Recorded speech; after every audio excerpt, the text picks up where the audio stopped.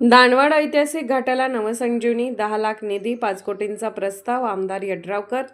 शिरोळ तालुक्यातील ऐतिहासिक व पर्यटन वारसा जतन करून त्याला अधिक चालना देण्यासाठी प्रयत्न सुरू असून दानवाड येथील 300 वर्षापूर्वीचा ऐतिहासिक घाट युवकांनी शोधून काढणे ही अभिमानास्पद बाब आहे.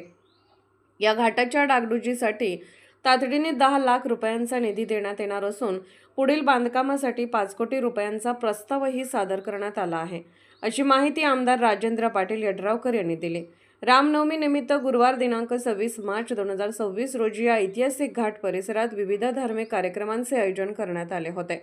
याप्रसंगी आमदार राजेंद्र पाटील यड्रावकर बोलत होते. यावेळी आमदार यड्रावकर म्हणाले की शिरोळ तालुक्यातील पर्यटन व्यवसायाला चालना देण्यासाठी विविध पर्यटन स्थळे विकसित करण्याचा आमचा प्रयत्न आहे. शिरोळमध्ये येणारा पर्यटक दिवसभर येथेच थांबेल, यासाठी आवश्यक सुविधा निर्माण केल्या जात आहेत.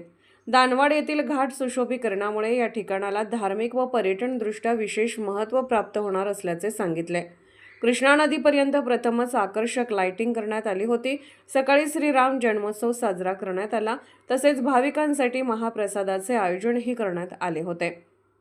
दानवाड गावातील युवकांच्या पुढाकारामुळे हा ऐतिहासिक घाट पुन्हा प्रकाशझोतात आला असून जाहीर झालेल्या निधीमुळे परिसराचे सुशोभीकरण होऊन पर्यटन विकासाला मोठी चालना मिळणार आहे.